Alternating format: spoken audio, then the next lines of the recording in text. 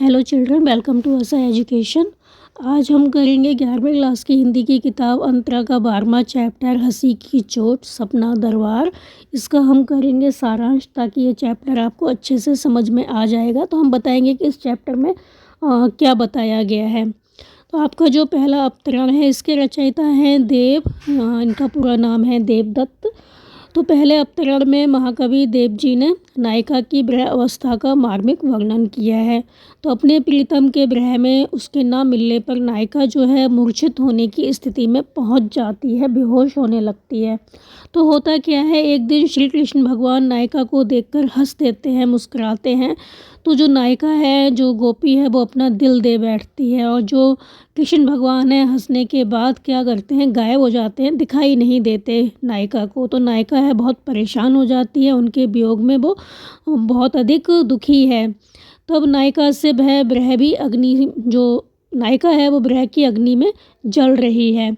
तो उसके शरीर के 5 तत्व, हमारा जो शरीर है 5 तत्वों से बना है, जो कि है आकाश, अग्नि, वायु, भूमि तथा जल। तो यहाँ पर कवि ने क्या बताया है कि जो हमारे शरीर में जो 5 तत्व होते हैं, जिन तत्वों से हमारा शरीर बना होता है, तो उसके शरीर से ये जो तत्व हैं वो निकल रहे हैं। तो उसके शरीर के 5 तत्वों में जो आंसू हैं वो बहा रही है, उससे उसका जल निकल गया, सांस रूपी वायु निकल गई, क्योंकि वो बहुत तेज सांस ले रही है, छोड़ रही है।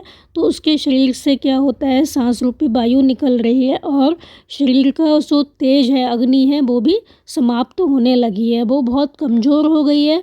बस नायक से मिलने की आस में आशा रूपी आकाश बचा है। उसको आस है, उसको आशा है कि वो श्री कृष्ण भगवान का प्रेम पा लेगी, श्री कृष्ण भगवान की प्रेम रूपी छाया का जो आकाश है वो उसको मिलेगा। तो उसका शरीर बहुत कमज़ोर हो गया है, तो उसके शरीर से क्या है, भूमि भी हट गई है, मतलब वो पृथ्वी पर खड़ी भी नहीं हो पा रही है। तो आंसू निकलने से जल खत्म हो गया है और तेज़ तेज़ सांस लेने से, छोड़ने से वायु तत्व चला गया है, अत्यधिक रोने से जल तत्व चला गया है और बहुत कमज़ोर हो गई है। और उसका जो तन में व्याप्त गर्मी है, मतलब अग्नि है, वो तत्व समाप्त हो गया है।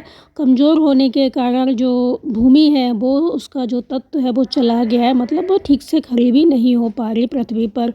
सिर्फ एक आकाश बचा है। कौन सा? आशा रूपी आकाश बचा है, प्रेम की छाया रूपी। मतलब उसको लग रहा है कि कभी ना कभी भगवान श्री कृष्ण उसको दर्शन देंगे, आएंगे, तो कभी तो नायक उसे दर्शन देगा, ऐसा उसको लगता है। तो कवि ने प्रिय की हंसी से प्रभावित और घायल नायिका का यहाँ पर बहुत ही मार्मिक वर्णन किया है। तो हंसी की चोट सवैये में कवि ने 5 तत्वों आकाश, अग्नि और वायु, भूमि तथा जल का वर्णन किया है।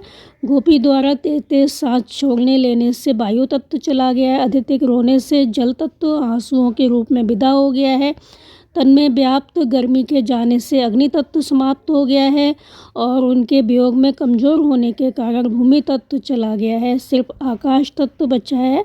वो आकाश तत्व की उसको आशा है, आशा रूपी आकाश बचा है, प्रेम की छाया रूपी आकाश की उसको उम्मीद है कि उसको श्री कृष्ण भगवान का प्रेम प्राप्त होगा, वो कभी ना कभी यहाँ पर आएंगे, उनसे मिलने के लिए आएंगे। तो पहले अवतरण में यही बताया गया है कि जो गोपी है किस तरह से परेशान है श्री कृष्ण भगवान के हंसने से, जो कि दिखाई नहीं दे रहे अब, तो उनकी विरह में किस तरह से वो जल रही है। अब हम देखते हैं कि दूसरे अवतरण में उन्होंने क्या बताया है। तो इसमें जो कवि है वो बताते हैं कि सपने में श्री कृष्ण के साथ वो झूला झूल रही है, ऐसा उन्होंने स्वप्न देखा। जो गोपी है वो कृष्ण के साथ झूला झूल रही है। तो गोपी है वो क्या कहती है कि नींद में उसने सपना देखा कि बूंदों की झड़ी लगी हुई थी, मतलब बारिश हो रही थी, आकाश में बने बादल जो है वो इधर उधर जा रहे थे, उमड़ घुमड़ रहे थे। ऐसे में श्री कृष्ण उनके पास आते हैं और कहते हैं कि मेरे साथ झूला झूलने चलो। ये सुनकर जो गोपी है वो तो बहुत प्रसन्न हो जाती है, उसकी खुशी का ठिकाना नहीं रहता, प्रसन्नता का ठिकाना नहीं रहता। लेकिन जैसे ही वो झूला झूलने जाने लगती है सपने में, तभी उसकी नींद खुल जाती है, उसका सपना टूट जाता है।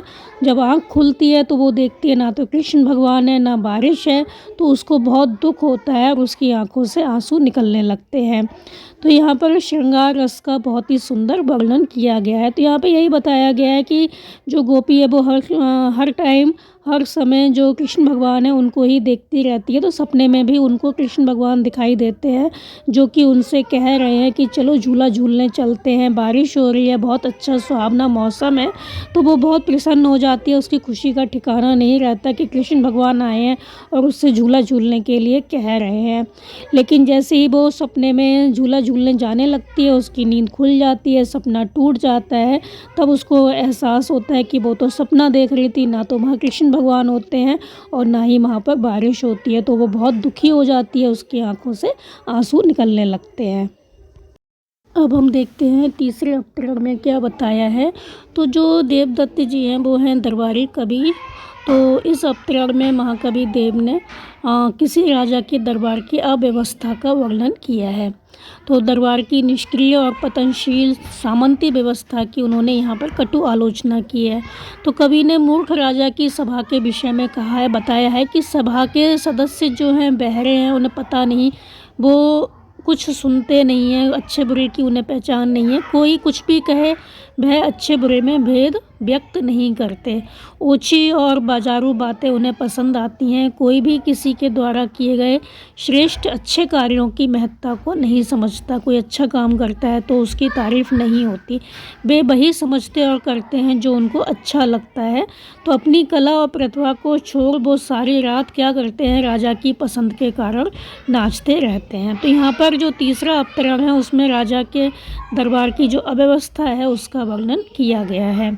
तो ये था इस पाठ का सारांश। उम्मीद है आपको समझ में आया होगा। तो आप इसको अच्छे से समझ कर याद कर लीजिए और हमारे चैनल असह एजुकेशन को लाइक कीजिए, सब्सक्राइब कीजिए और शेयर करना बिल्कुल मत भूला करिए। Thank you.